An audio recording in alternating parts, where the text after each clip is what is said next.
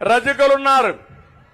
రజకులు బట్టలు దొక్కపోతే మనం ఇంత బాగా కనపడే పరిస్థితి రాదు. ఈ మీటింగ్ వచ్చే పరిస్థితి కూడా లేదు. అలాంటి రజకులకు ఇబ్బంది ఉన్నాయి. అందుకే ఎప్పటి నుంచో కోరారు ఎస్సీ జాబితాలో పెట్టమని.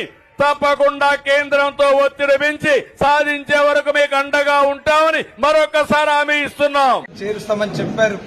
ఎన్నికలు జరిగి సంవత్సరంన్నర గానిక వస్తుంది. ఇప్పటి వరకు ఎస్సీ జాబితా మీద ఊసే లేదు.